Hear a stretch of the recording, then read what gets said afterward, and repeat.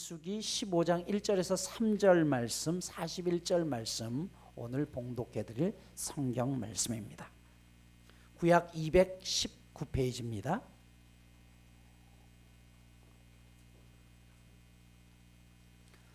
여호와께서 모세에게 말씀하여 이르시되 이스라엘 자손에게 말하여 그들에게 이르라. 너희는 내가 주어 살게 할 땅에 들어가서 여호와께 화제나 번제나 소원을 갚는 제사나 낙헌제나 정한 절기제의 소나 양을 여호와께 향기롭게 드릴 때에 41절입니다. 나는 여호와 너희 하나님이라. 나는 너희 하나님이 되려고 너희를 애굽 땅에서 인도해 내었느니라. 나는 여호와 너희의 하나님이라. 아멘. 지난 시간 민수기 13장과 14장에서는 가데스 바네아라는 곳에서 이스라엘 백성들이 가나안 땅을 들어갈 수 있었음에도 불구하고 40일 동안 그 땅을 정탐하고 한 12명의 정탐꾼의 보고를 받게 되죠. 10명은 우리는 그들 앞에 메뚜기와 같은 존재다, 도저히 정복할 수 없다라고 이야기를 하고, 두 정탐꾼이었던 여호수아와 갈렙은 그들은 우리의 밥이다, 정탐 능히 이길 수 있다라고 이야기합니다. 이 이야기를 들었던 이스라엘 백성들은 결국 어떻게 해요? 10명의 의견들을 따르게 되죠. 그래서 모세마저 갈아치우고 또 여호수아 갈렙 들어갈 수 있다고 하는 헛된 소리를 하는 너희들을 돌로 쳐 죽이겠다까지 합니다. 그때 하나님께서 뭐라고 말씀해요? 내 귀에 너희의 말이 들린 대로 내가 행하겠다. 너희가 부정적이고 원망했던 말들 그대로 내가 행하겠다라고 말씀을 합니다. 우리의 신앙이 바뀐다는 것은 우리의 언어 생활이 바뀌어야 된다라고 말씀을 드렸습니다.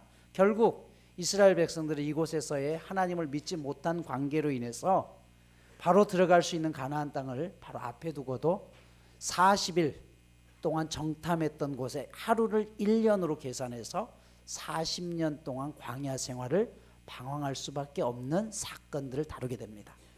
그리고 오늘 본문 15장에 보면 그때와의 정확한 상황 속에서 그럼에도 불구하고 오늘 하나님이 뭐라고 말씀해요? 너희들을 그 땅에 드리겠다라고 약속해요. 자, 민수기를 보면서 우리가 느끼는 것 중에 하나가 뭐냐 하면 하나님은 자꾸 우리의 진노하시는 분 같다라는 느낌, 그런 생각 안 드세요? 말 안 들었다고 진 뒤쪽을 사르기도 하고 또 말 안 들었다고 못 들어가게 하기도 하고, 그래서 어떤 분들은 하나님은 참 무서운 하나님이다라고 생각할 수 있습니다. 그러나 여러분, 하나님의 가장 큰 속성이 뭐냐면요, 그분은 사랑이시에요. 무서움이 아닙니다. 두려운 분이 아니라는 것이에요. 민수기 15장에 보면 그렇게 틈만 나면 불평하고 원망했던 이스라엘 백성들이었지만 그럼에도 하나님께서 뭐라고 하냐면 그들을 버리지 않고 이 땅에 들어가거든, 그 땅에 들어가거든 이렇게 너희가 예배해라라고 이야기해요. 다시 말해서 그런 불신앙적인 요소를 가지고 있었던 이스라엘 백성들이지만 하나님은 그들을 버리지 않고 하나님이 약속하신 땅으로 반드시 들여보내겠다는 것이에요. 물론 이 당시에 이 말씀을 들었던 그들은 들어가지 못합니다. 정확히 얘기하면 그들의 후손들이 들어가게 되죠. 여호수아와 갈렙을 제외한 나머지 후손들이 들어가게 됩니다. 그러나 여러분, 내가 하나님의 축복을 다 누리지 못하고 할지라도 내가 뿌려놓은 씨앗을 통해서 반드시 후손들이 누리게 된다는 걸 기억하셔야 돼요. 바로 그것을 이야기하는 것이에요. 뿌리라는 것이에요. 원망을 버리고 하나님 앞에 믿음으로 뿌릴 때 하나님께서 그 씨앗을 우리의 자녀들을 통해서 얻게 하신다는 것이에요. 분당 우리 교회 이찬수 목사님께서 자신의 아버지에 대한 이야기를 하십니다. 아버지는 대구의 작은 교회 목사님이셨대요. 그런데 교회가 시끄러워지면서 교인들 사이의 갈등을 해결하기 위해서 40일 동안 금식 기도하시다가 돌아가십니다. 이찬수 목사님은 그렇게 말씀하셔요. 아버지는 세상 사람들이 보기에 너무 참으로 초라하게 돌아가셨습니다. 생전에 그는 부흥이라는 것 경험도 못 해봤습니다. 그러나 하나님은 보잘것없는 그 목회자의 아들이었던 저에게 은혜를 베풀어 주셨습니다. 여러분, 이찬수 목사님의 아버지는 그렇게 금식하고 기도하셨지만 열매를 거두지 못했습니다. 하지만 그 열매는 언제 거두게 되나요? 그의 자손의 때 거두게 되는 것입니다. 그래서 실패가 아닌 거예요. 눈물로 씨앗을 뿌리면 내 대에 일어나지 않더라도 반드시 나타나는 것이에요. 왜 청소년 청년들을 밤마다 집회를 하면서 그들에게 씨앗을 뿌립니까? 그 씨앗들이 반드시 열매 맺을 것을 믿기 때문인 것이죠. 오늘 이스라엘 백성들에게 바로 그것을 이야기해요. 너희 자손들을 살려야 될 것 아니냐? 너희 자손들에게 약속한 가나안 땅을 내가 분명히 주겠다는 것이에요. 그래서 2절에 보면 뭐라고 있어요? 이스라엘 자손에게 말하여 그들에게 이르라. 너희는 내가 주어 거하게 할 땅에 들어가서, 18절에도 뭐라고 했어요? 이스라엘 자손에게 말하여 이르라. 너희는 내가 인도하는 땅에 들어가거든 이라고 이야기해요. 여러분, 이 약속의 말씀은 창세기 15장부터 시작됩니다. 하나님께서 아브라함을 통해서 이 가나안 땅을 주시겠다라고 약속하죠. 비록 너희들이 고생할지라도 반드시 너의 후손들을 내가 가나안 땅에 주시겠다라고 약속하셨다는 것이에요. 그 약속을 이루시는 분이라는 것이에요. 여러분, 하나님은 어떤 상황 속에도 그분이 하신 약속을 이루십니다. 이 사실을 통해서 우리가 알 수 있는 하나님은 어떤 분이에요? 우리를 잘못된 길로 우리가 걸어갈 때 우리를 돌이키시기 위해서 때로는 징계를 주시지만 결코 우리를 저주하시는 분은 아니라는 것이에요. 그럼 징계와 저주의 차이가 뭡니까? 이거 잘 구분하셔야 돼요. 어떤 목회자들은 그런 얘기도 하죠. 당신이 이 교회를 떠나면 앞으로 당신의 인생에서 저주받을 거야. 여러분, 이건 굉장히 잘못 알고 있는 겁니다. 하나님은 사랑하는 자신의 자녀들에게 저주하지 않습니다. 징계는 주십니다. 자, 오늘 그럼 징계와 저주가 뭡니까? 히브리서 12장 8절에 보면요, 징계는 다 받는 것이거늘 너희에게 없으면 사생자여 친아들이 아니라라고 이야기해요. 부모가 자식을 때리고 훈계하는 이유가 무엇이에요? 죽으라고 하는 거예요? 아니죠. 올바른 길로 돌아오라는 것이에요. 그걸 통해서 다시 사람답게 제대로 살 길을 찾기 위해서 징계하시는 것이죠. 대표적인 징계가 나와 있는 게 창세기 3장입니다. 창세기 3장은 뱀의 꼬임에 넘어가서 아담과 하와가 선악과를 따먹게 된 다음의 사건을 기록합니다. 3장 14절에 이렇게 기록해요. 여호와 하나님이 뱀에게 이르시되 네가 이렇게 하였으니 네가 모든 가축과 들의 짐승보다 더욱 저주를 받아 배로 다니고 살아있는 동안 흙을 먹을지니라. 뱀에게는 저주하죠. 자, 내가 너로 여자와 원수가 되게 하고 여자의 후손은 네 머리를 상하게 할 것이요 너는 그의 발꿈치를 상하게 할 것이다. 너는 사람들의 발꿈치를 상하게 하지만 그 후손은 뭐예요? 네 사탄의 머리를 완전히 박살낼 것이다라고 이야기하죠. 자, 창세기 뱀은 하나님 앞에 하나님께 저주했는데 뒤에 이어지는 그 선악과를 따먹은 아담과 하와는 하나님이 저주하지 않아요. 징계는 하십니다. 왜요? 공의의 하나님이시기 때문에. 창세기 3장 6절은 이렇게 기록해요. 여자가 그 나무를 본즉 먹음직도 하고 보암직도 하고 지혜롭게 할 만큼 탐스럽기도 한 나무인지라 여자가 그 열매를 따먹고 자기와 함께 있는 남편에게도 주매 그도 먹은지라. 이에 그들의 눈이 밝아져 자기들이 벗은 줄 알고 무화과 나뭇잎을 엮어 치마로 삼았더라 라고 이야기해요. 여러분, 우리가 죄로 물들게 되면 가장 먼저 나 자신에 대해서 당당하지 못합니다. 그래서 나타나는 첫 번째 행동이 뭐예요? 숨는 거예요. 도망가는 것입니다. 하지만 하나님은 그들을 외면하지 않았죠. 하나님이 인간에게 첫 번째로 던진 질문이 무엇이었어요? 네가 어디에 있느냐는 것이에요. 여러분, 이것이 하나님이 인간에게 던진 가장 첫 번째 질문입니다. 죄란 있어야 할 자리를 떠나는 게 죄예요. 여러분, 힘들어도 내가 있어야 될 자리를 지켜내야 되는 것입니다. 하나님이 도망갔던 숨어버렸던 아담과 하와에게 찾아가서 뭐라고 했어요? 네가 지금 어디에 있느냐? 내 앞으로 나오라라고 이야기해요. 인간이 하나님을 피해서 숨을 때 에덴 동산은 절망입니다. 그러나 그 부르심 앞에 나올 때 하나님은 다시 회복시키기를 원한다는 것이에요. 우리가 늘 하나님의 말씀대로 살려고 해도 수없이 넘어집니다. 그러나 하나님은 그럼에도 우리를 포기하지 않으셔요. 얘야, 네가 왜 거기에 있느냐? 아담과 하와가 하나님 앞에 그 부르심에 대해서 나왔을 때, 내가 여기 나왔을 때 그들의 삶을 하나님이 회복시켰던 것처럼 우리의 삶도 하나님이 그렇게 회복시켜 주실 것입니다. 그래서 여러분, 포기하면 안 되는 거예요. 하나님이 숨어있는 아담과 하와를 향해서 창세기 3장 11절에 이렇게 말씀하시죠. 이르시되 누가 너의 벗었음을 네게 알렸느냐? 내가 네게 먹지 말라 명한 그 나무 열매를 내가 먹었느냐? 아담이 대답하죠. 하나님이 주셔서 나와 함께 하신 여자 그가 나무 열매를 내게 주므로 내가 먹었나이다. 하와에게 물어요. 네가 어찌하여 이렇게 하였느냐? 여자가 대답하죠. 이르되 뱀이 나를 꿰므로 내가 먹었나이다 라고 이야기해요. 자, 창세기를 강의하면서 이 부분 말씀드렸습니다. 많은 부분에 있어서 최초의 인간이 하나님 앞에 나아갔을 때 그들이 핑계하고 변명으로 끝나버렸다라고 이야기해요. 과연 그럴까요? 여러분, 그렇다면 회개하지 않은 게 돼요. 그런데요, 회개하지 않으면 결단코 하나님 앞에 나아갈 수 없습니다. 시편 7편 12절에 보면요, 사람이 회개하지 아니하면 그가 그의 칼을 가심이요 그의 화를 이미 당기어 예비하셨도다. 회개하지 않는 자에게 칼을 갈고 화를 이미 당겼다는 것이에요. 끝이라는 것이죠. 누가복음 13장 3절에도 너희에게 이르노니 아니라 너희도 만일 회개하지 아니하면 다 이와 같이 망하리라라고 이야기했어요.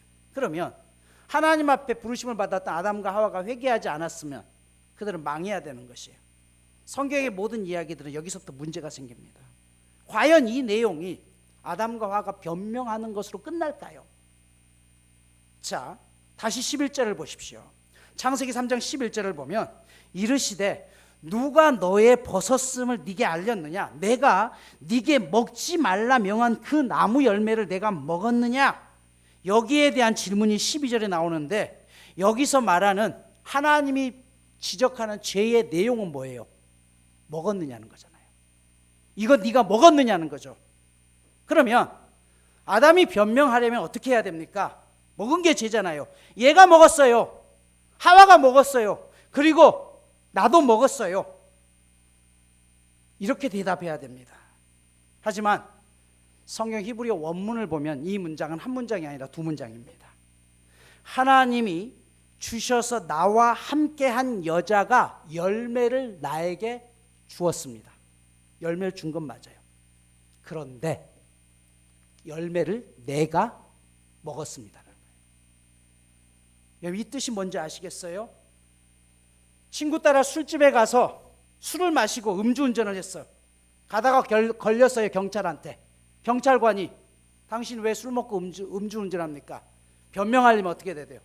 아니, 나는 안 마시려고 했는데 친구가 나를 술집에 데려가다 보니까 내가 마셨습니다.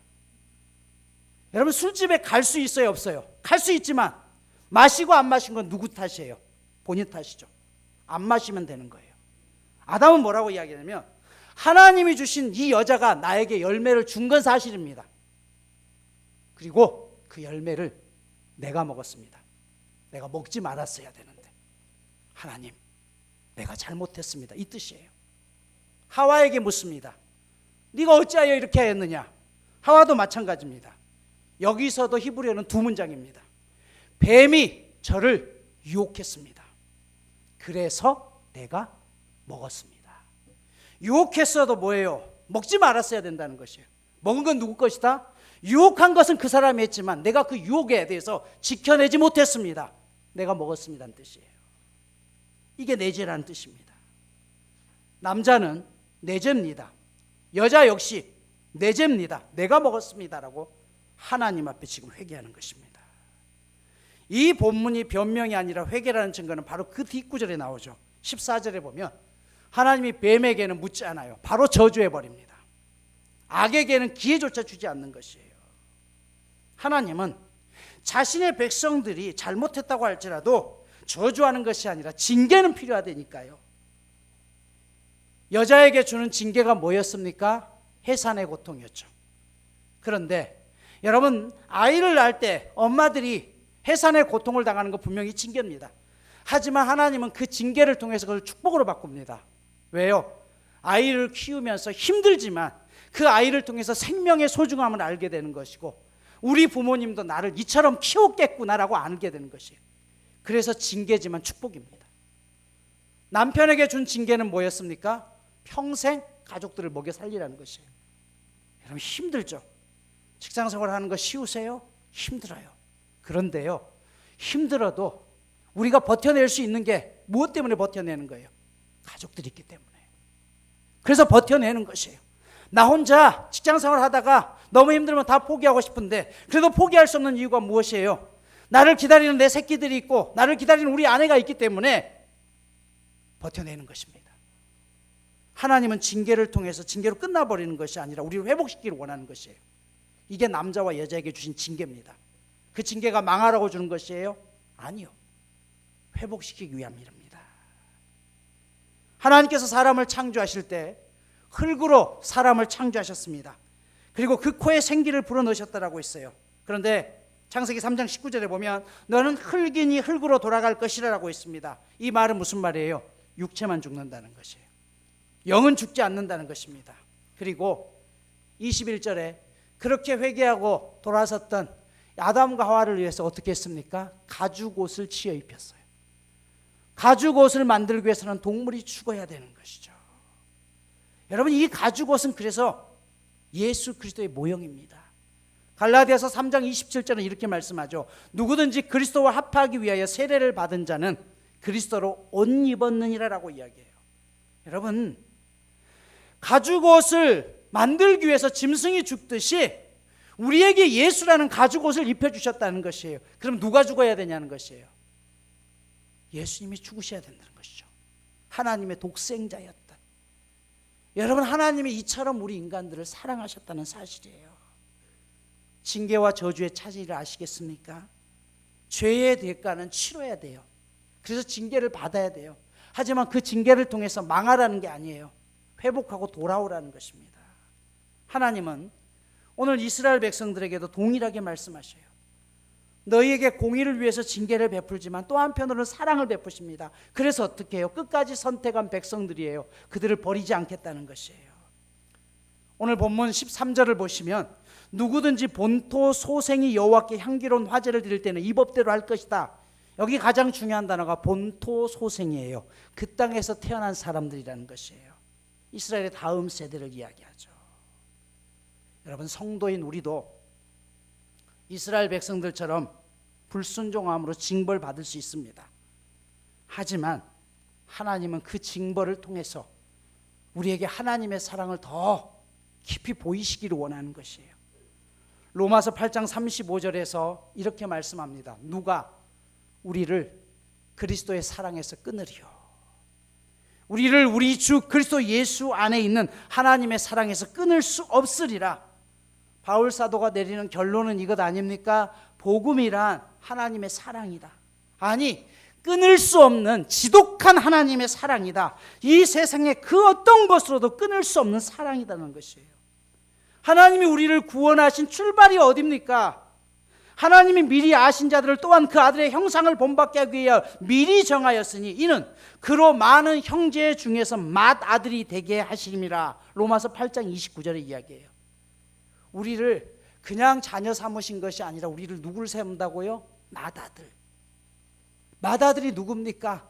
내게 있는 모든 것들을 다 물려주고 싶은 아들. 하나님이 우리를 그렇게 사랑하신다는 것이에요. 그러면 그 방법이 뭐였냐는 것이에요. 로마서 8장 32절은 이렇게 말씀하죠. 자기 아들을 아끼지 아니하시고 우리 모든 사람을 위하여 내주시니까 어찌 그 아들과 함께 모든 것을 우리에게 주시지 않겠느냐. 자기 아들까지 바치신 그분이 어찌 우리에게 모든 것을 다 주시지 않겠느냐는 것이에요. 창세기 22장에 보면요, 믿음의 조상이었던 아브라함을 하나님께서 마지막으로 시험하시는 장면이 나옵니다. 창세기 22장 2절은 이렇게 말씀해요.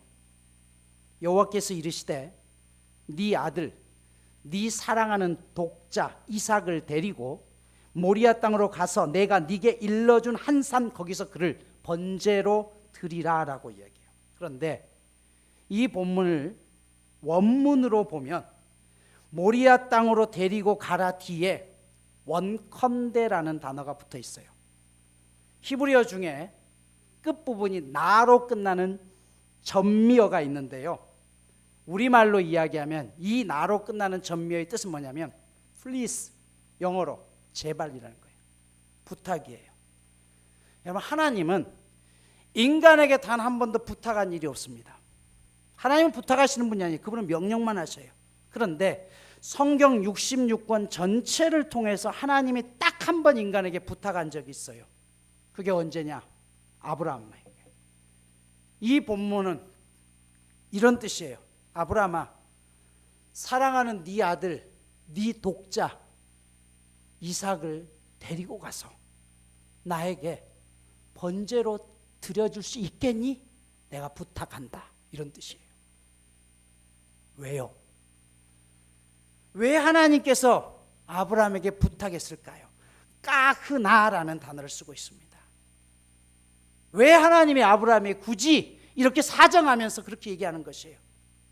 하나님 명령하시면 되는데 하나님은 아브라함이 그 결단을 내리기까지 얼마나 마음속에서 갈등해야 되고 아파해야 할 것을 아신 거예요. 마치 이런 거죠. 우리가 자식들을 키우면서 자식을 시험할 때가 어떤 것들을 요구할 때가 있어요. 그런데 그 과정을 반드시 이겨내야 될 때가 있잖아요. 그때 이 자식들이 힘들어하는 과정을 바라보는 엄마 아빠의 마음은 어때요? 찢어지는 거죠. 저 애가 얼마나 힘들까? 그래서 하나님이 얘기하는 것이에요. 너 할 수 있겠니? 안 해도 됐다. 근데 정말 나를 믿는다면 해줬으면 좋겠다, 이런 뜻이에요.